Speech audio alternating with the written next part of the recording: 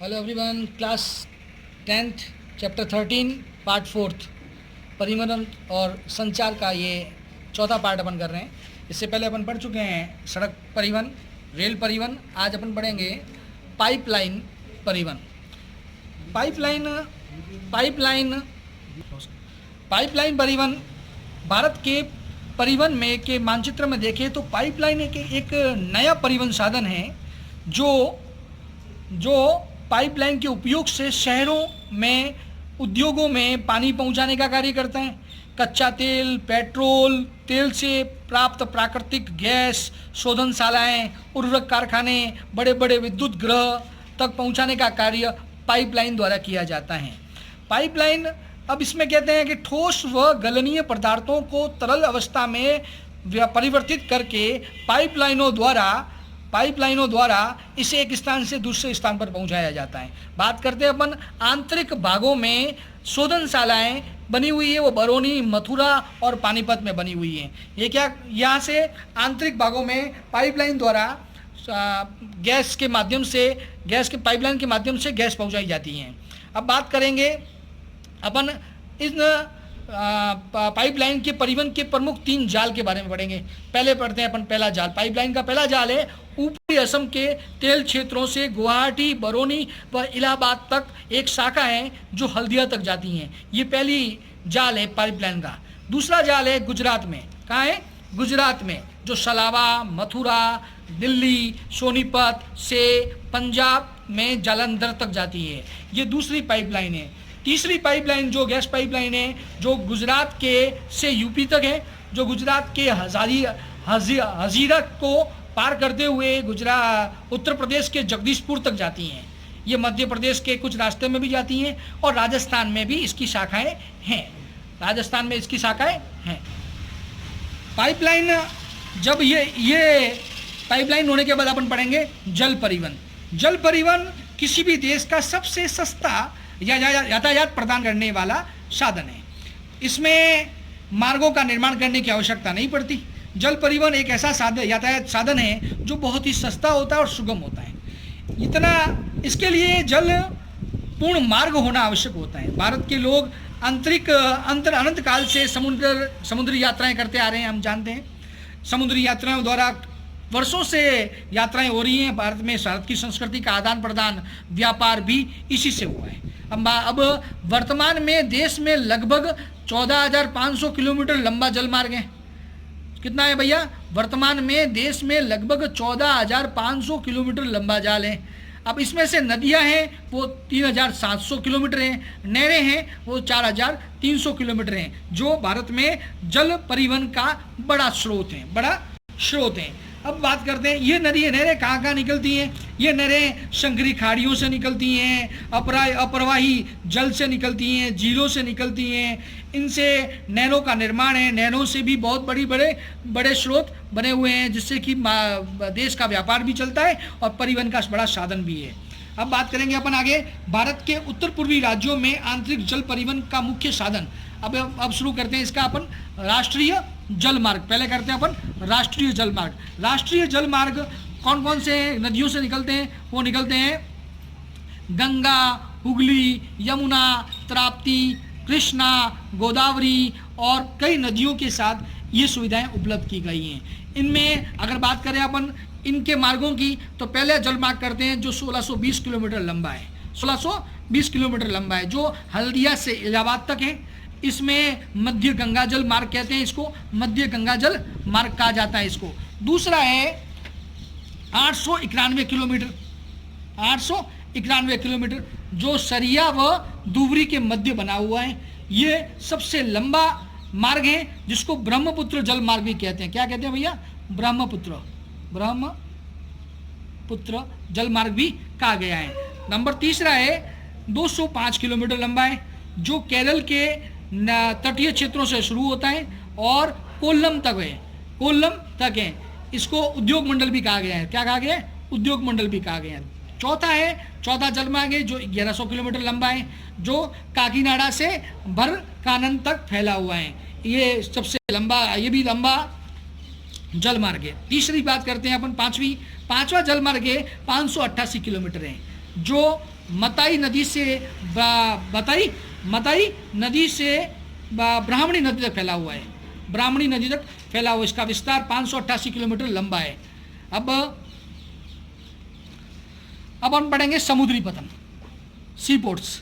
समुद्री पतन भारत की 7,516 किलोमीटर लंबी एक समुद्री तट रेखा है जहाँ पर ये समुद्री पतन बना। इसमें भारत में कुल 12 प्रमुख पतन है, 187 तो मध्य छोटे पतन भी हैं, 12 तो बड़े और 187 छोटे बड़े पतन बनाए गए हैं। अब सबसे पुराना पतन की बात करें अपन, भारत में सबसे पहले कांडला बंदरगाह था। कांडला के साथ कराची जो पाकिस्तान में अभी इसके हटने के बाद भारत के अंदर इसको फैलाया गया मुंबई पतन को फैलाया गया है। कांडला को ज्वारीय पतन भी कहा जाता है। ज्वारीय पतन के तहत इसमें कौन कौन से राज्य इसमें इंक्लूड होते हैं व्यापार में, वो हिमाचल प्रदेश है, पंजाब है, हरियाणा है, राजस्थान है और गुजरात है। इन राज्यों के माध्यम से यहाँ व्यापार होता है। इसको ज्वारीय पतन भी कहा गया है, कांडला पतन को।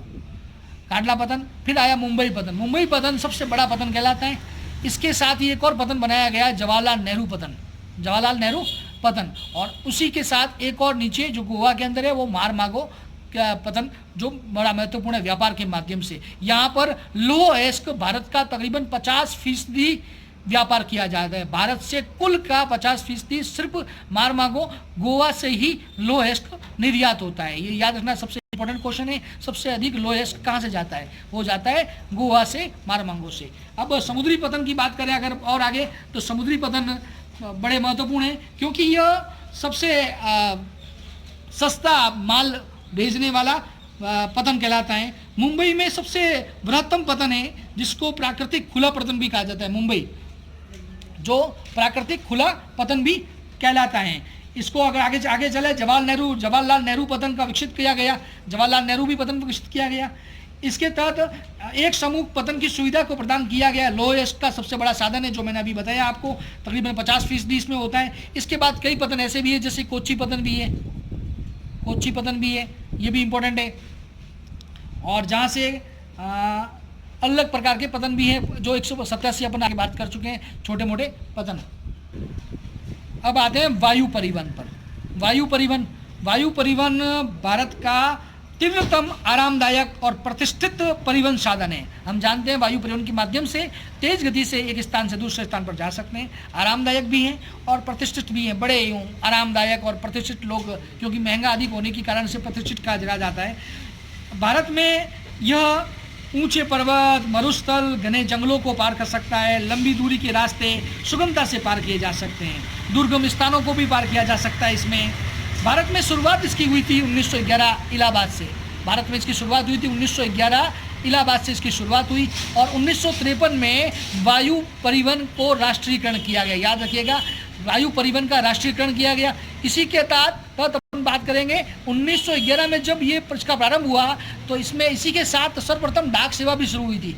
एक प्रश्न और इसमें ऐड हो जाएगा, सर्वप्रथम डाक सेवा भी 1911 में शुरू हुई थी और वायु परिवहन भी। इसको राष्ट्रीयकरण किया गया 1953 के अंदर। 1953 में इसको राष्ट्रीयकरण किया गया। उसके बाद भारत के अंदर कई प्रकार की भारतीय सरकार द्वारा और प्राइवेट एयर भी चलाए गए। इंडियन एयरलाइंस है, एयरलाइंस ऑफ इंडिया है, उसके बाद एयरजेट है, बहुत सारी कंपनियां हैं जो अभी संचालित कर रही हैं। लेकिन भारतीय सरकार द्वारा कई कंपनियों को निजी क्षेत्रों पर भी दिया गया है। प्रधानमंत्री मोदी द्वारा भारतीय रेलवे, भारतीय एयरलाइंस को अभी निजी क्षेत्रों में देने की बात चल रही है। इसी में अगर बात करें अपन आगे, तो देश के विमानपत्तनों के कार्यों और विशेषताओं के बारे में बात करें तो सबसे पहले बात करेंगे अपन अंतर्राष्ट्रीय विमानपत्तन। अंतर्राष्ट्रीय सेवाएं कहाँ से, तो मेजर अपन बात करेंगे मुंबई, कोलकाता, दिल्ली और चेन्नई की। मुंबई में जवाहरलाल नेहरू अंतर्राष्ट्रीय हवाई अड्डा है, कोलकाता के अंदर दमदम हवाई अड्डा, दिल्ली के अंदर इंदिरा गांधी और चेन्नई के अंदर मीनाकंप। अब ये 4 महत्वपूर्ण हवाई अड्डे। इसी के साथ अपन पतन भी देखेंगे। तो अंतर्राष्ट्रीय पतनों की बात करेंगे तो जवाहरलाल नेहरू पतन भी है, जिसको अपने मुंबई में सांता क्रूज हवाई अड्डे के नाम से मशहूर है। सांता क्रूज, याद रखना नाम, सांता क्रूज हवाई अड्डा है, सांता क्रूज हवाई अड्डा है। उसके बाद मुंबई के कोलकाता के अंदर सुभाष चंद्र बोस विमानपत्तन है और जिसको दमदम हवाई अड्डा कहा जाता है। सुभाष चंद्र बोस, याद रहे, इसको भी याद रखना, सुभाष चंद्र बोस हवाई अड्डा जो दमदम हवाई अड्डे के नाम से प्रसिद्ध है। उसी प्रकार से दिल्ली में इंदिरा गांधी हवाई पतन है जो बहुत महत्वपूर्ण है। उसी पास मीनामकम का है जो चेन्नई के अंदर है, वो भी महत्वपूर्ण है। उसके अलावा भारत के अंदर कई अंतर्राष्ट्रीय हवाई अड्डे हैं जिसमें बेंगलोर आएगा, हैदराबाद आएगा, अहमदाबाद आएगा, कोची, कालीकट, कोयम्बटूर, नागपुर, पुणे, राजस्थान में जयपुर बड़ा इंपॉर्टेंट है राजस्थान में, लखनऊ, श्रीनगर, गोवा, अमृतसर और गुवाहाटी में बड़े बड़े अंतर्राष्ट्रीय विमानपत्तन बनाए गए। लेकिन मैंने आपको 4 मुख्य पतन भी बताए। अब हम बात करेंगे प्रधान श्रेणी के विमानपत्तन। प्रधान श्रेणी का विमानपत्तन अलग तरह के भारत में छोटे प्रकार के विमानपत्तन की, जहाँ पे वायुयान उतारने और उड़ान भरने की सुविधाएं दी गई है, जो अहमदाबाद में है, अमृतसर में, लखनऊ में, हैदराबाद को इसको बेगमपेट कहा जाता है, सेंट थॉमस चेन्नई के अंदर, सफदरजंग दिल्ली के अंदर, गुवाहाटी, जयपुर, नागपुर, जोधपुर और आदि क्षेत्रों में यह सुविधाएं। राजस्थान में अगर बात करें, राजस्थान की बात करें तो राजस्थान के जयपुर में सांगानेर है। कौन सा है? सांगानेर हवाई अड्डा, जो बड़ा महत्वपूर्ण है, जहाँ पर विमान का प्रधान श्रेणी का हवाई अड्डा है। यहाँ 2 टर्मिनल बने हुए हैं, यहाँ 2 टर्मिनल बने हुए हैं जो विदेशी विमान सेवाओं का संचालन भी करता है। सरकारी व निजी कंपनियों द्वारा इसको बनाया गया, प्राइवेट भी है और गवर्नमेंट भी है। याद रखना, दोनों प्रकार के यहाँ पर विमान आते हैं और विदेशी सेवाएं उपलब्ध कराते हैं। उसके बाद हम बात करेंगे राजस्थान के अंदर जोधपुर में एक हवाई अड्डा है जो रातानाडा में है। कहाँ आया हुआ है? रातानाडा में हवाई अड्डा है जो महत्वपूर्ण है। उसी प्रकार से उदयपुर में भी एक हवाई अड्डा है जो डबोक में आया हुआ है। कहाँ आया हुआ है? डबोक में। याद रखना, ये इंपॉर्टेंट क्वेश्चन है सभी। जोधपुर में रातानाडा, उदयपुर में डबोक और जयपुर में सांगानेर हवाई अड्डा, जहाँ पर अंतर्राष्ट्रीय हवाई सुविधाएं भी प्रदान की गई, जो गवर्नमेंट की तरफ से भी होती है और निजी क्षेत्र में भी होती हैं। इसी प्रकार से कोटा में भी निम्न श्रेणी का एक हवाई अड्डा बनाया गया है, कोटा में भी है। इस प्रकार से जगह जगह किशनगढ़ में, अजमेर के किशनगढ़ में भी विमानपत्तन बनाया गया है।